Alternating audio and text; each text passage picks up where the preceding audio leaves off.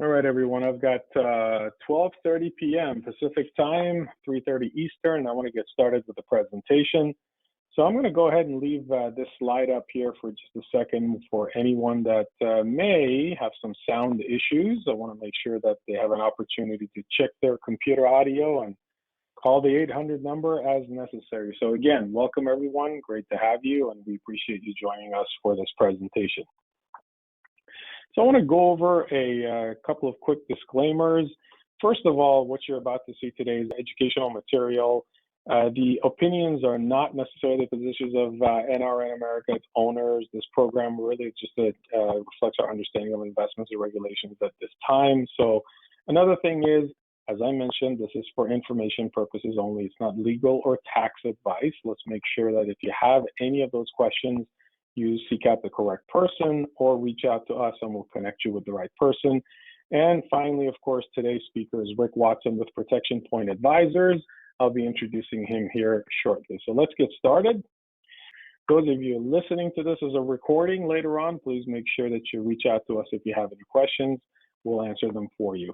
One thing I want to mention is that through the National Referral Network, we have a lot of online workshops and all the different topics that you see here and more.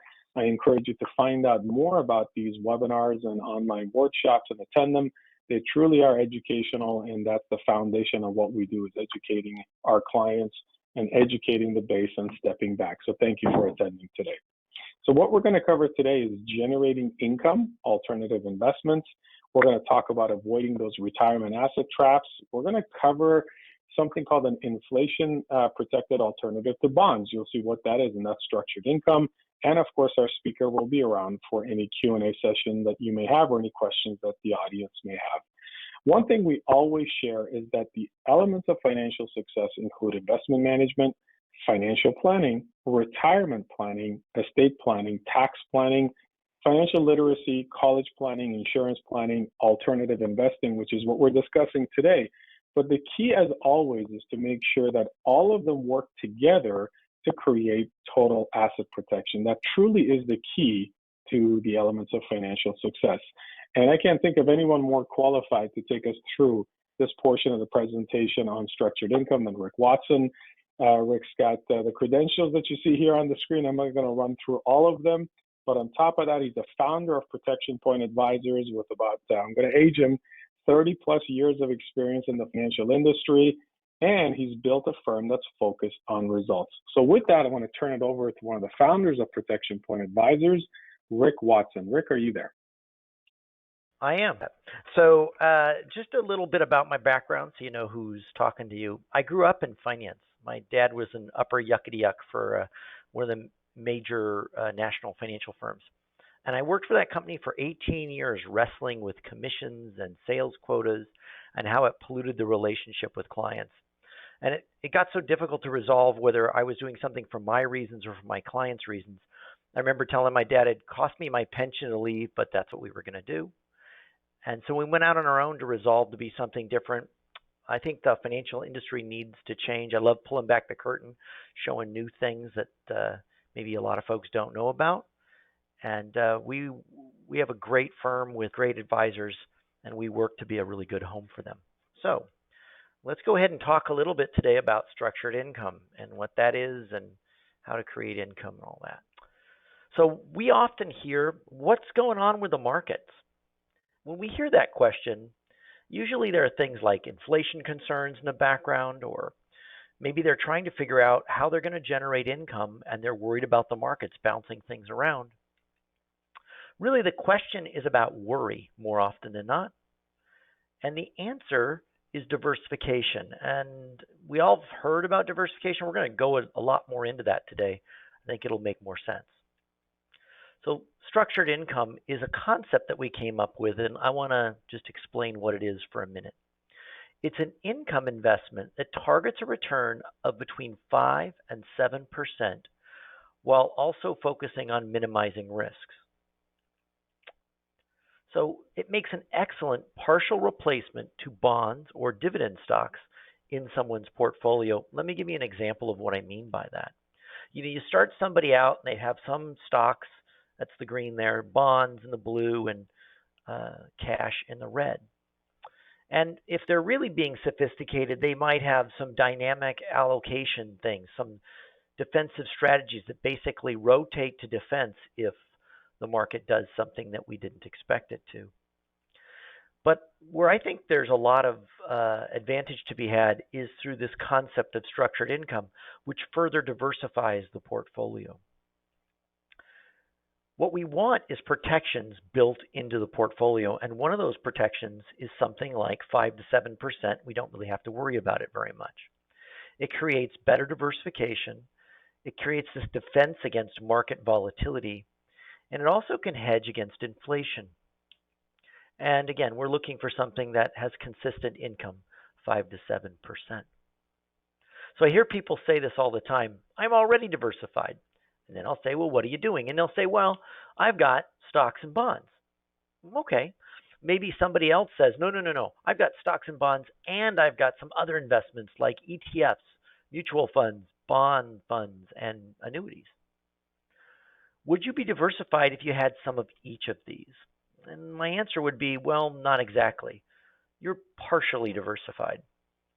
So we talked about this earlier. One of the biggest retirement asset traps is thinking you're diversified when you're really not. Let me give you an example of that. So this is the San Diego Harbor. When I was a kid, we grew up with a friend's boat, being down there all the time. So I recognized this little spot. And you can see there that there are power boats and sailboats, and so they're different from each other. But let's face it, they're still in the same harbor. Does it matter which boat you're in if you have a tsunami similar to what happened to Japan? No, they're all in the same harbor, and it wipes the entire harbor out. What we want to do is to try to find something in a completely different universe. At their core, stocks, mutual funds, ETFs, index funds, bond funds, they can be highly correlated, particularly during negative markets. What we really want is somebody swimming the opposite direction or swimming in different directions from the rest of the herd. Now, it's been said that the public markets, that's the public stock and bond market, represent about 35% of the investable universe. So alternatives are the rest of that universe. And so to be more broadly diversified, we need to engage that alternative investment universe. Parts of that universe are really scary. So what we're talking about is a slice of that universe called structured income. Let me explain that a little bit better.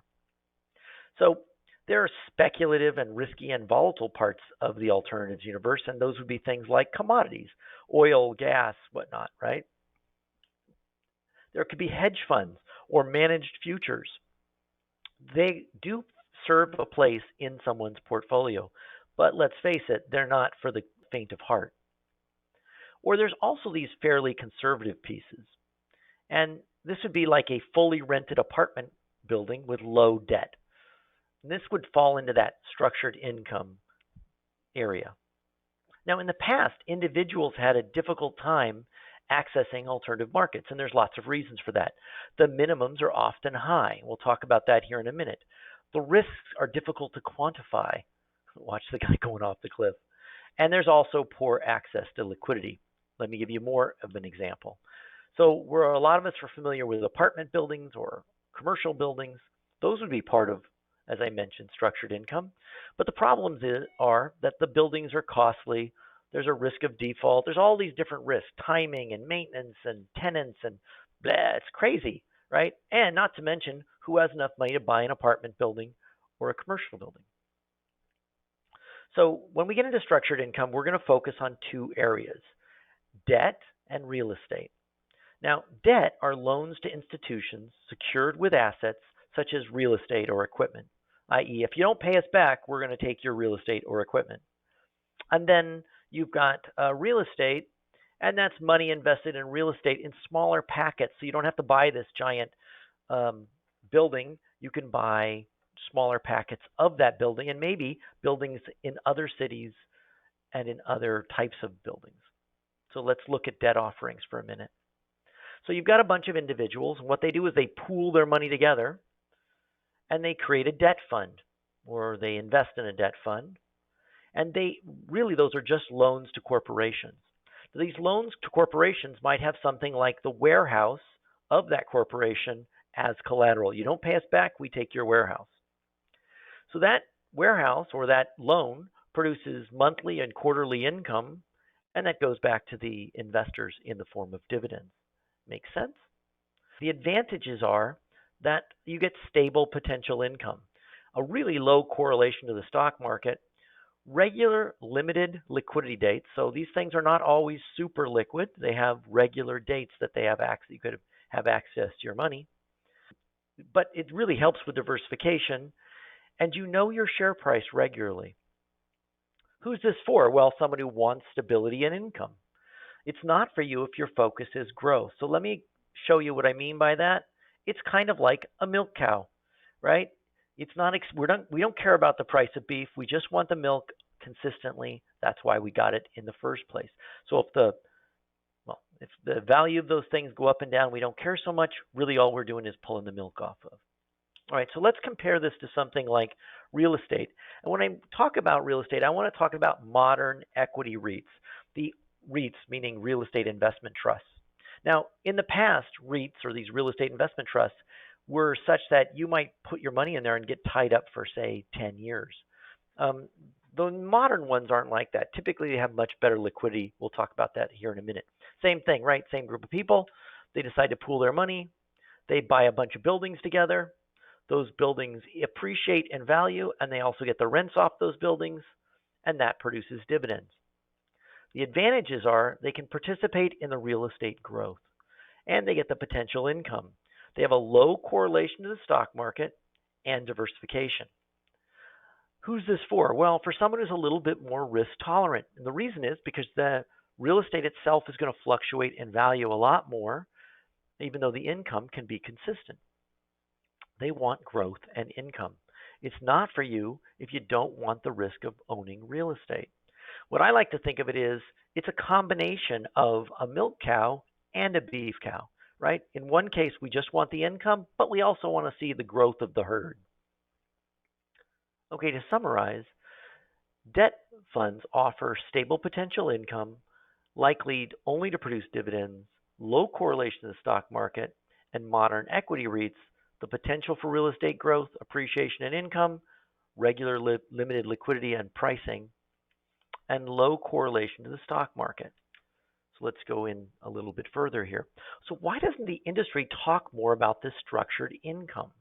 Well, I think there's a lot of reasons. For one, a lot of times it has to do with advisor inexperience, just simply a lack of education.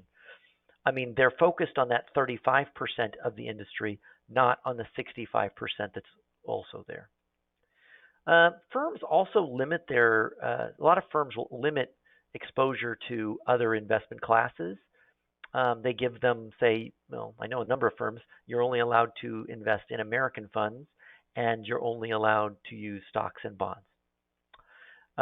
It also oftentimes competes with a firm's commission products, and this is certainly what I experienced in the earlier part of my career when you had quotas and limits to what you could do. You couldn't just go wherever you thought the best place to go is.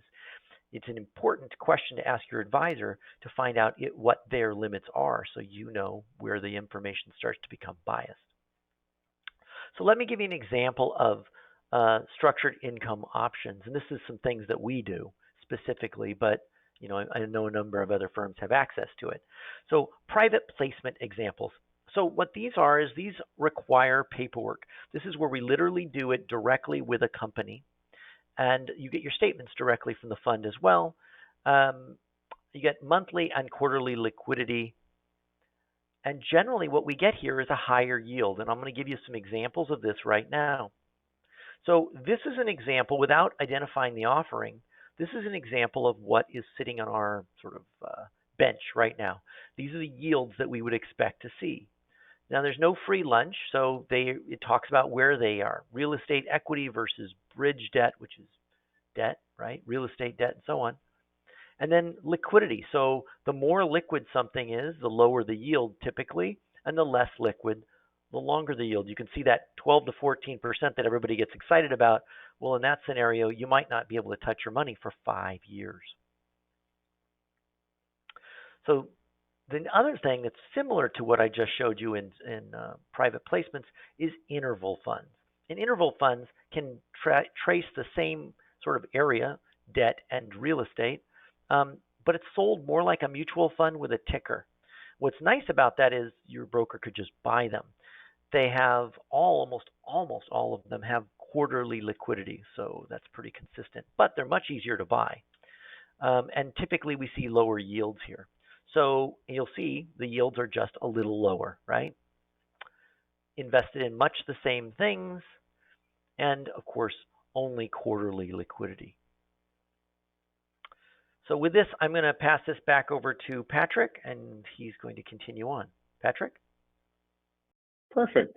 So I want to thank everyone for joining us so far. I would like everyone to give us some feedback on our speaker. I think he did a great job, but we're always welcoming your opinions. If you can go ahead and use your camera feature, you can scan the computer there, and it will give you a tiny little form to give us some feedback. So we really appreciate that. It's a huge part of what we do to always improve our presentations. With that, what I want to do is I want to turn this back to Rick for just a couple more minutes, because as part of these presentations, we want to talk about other members of the National Referral Network. And Rick, who did you want to emphasize today? Yeah, so one firm that I just really like is Homeroom, and they're part of the National Referral Network, but we use them quite a bit as well. And what they do is they're going to give us access to something that's very similar to these private placements or interval funds that I've already mentioned. And an example of that is you could buy a house directly. So what Homeroom does is helps you to own real estate directly. But they make it so much easier. So typically somebody puts about $50,000 down. They buy a house that's $200,000 to $300,000 in value. Typically these are in Missouri, Kansas, and Texas. And the reason is because those homes typically don't move a lot, and so we have a very predictable platform to build off of. What they do is they help you because they select the property, they create a pro forma so you know what expected return should be from it. They help you to buy it and to finance it, showing you the appropriate amount of finance that we want to employ. And then they remodel it, they maintain it, they review it, and they rent it. So it's been kind of a neat solution for a great number of our clients. And what we do is we typically see yields between 5 and 8% annually, and total rates of return, because you're paying down the mortgage and the house is appreciating, of between 12 and 14% annually. Obviously, results vary. Patrick? Thanks with that. I appreciate that, Rick. So if you want to find out more, we can certainly give you more information on that. So as we wrap up, there's usually two groups of people. Group A are people that say, this is not for me. We appreciate you attending. You can share this with someone that you may think can find it useful. Group B are people that say, look, I'd like more information and I want to find out how to incorporate structured income into my portfolio. For those of you that want to get information, again, a real simple way to do it is open up the camera feature on your phone and just scan the little QR code that you see over here. And what that's going to do, it's going to open up this page. Once you scan it, that's the National Referral members page of Protection Point Advisors and Rick Watson's company. And they'll be able to connect you through that site and schedule an appointment to find out more information. So with that, I want to thank everyone for joining us today. And I'm going to once again remind everybody about a couple of things. These are simply opinions of Protection Point Advisors, and they're not necessarily the positions of NR in America. They do not endorse these ideas. This presentation is for information purposes only and not legal or tax advice or investment advice. If you need any of that, please seek the correct person or the appropriate persons.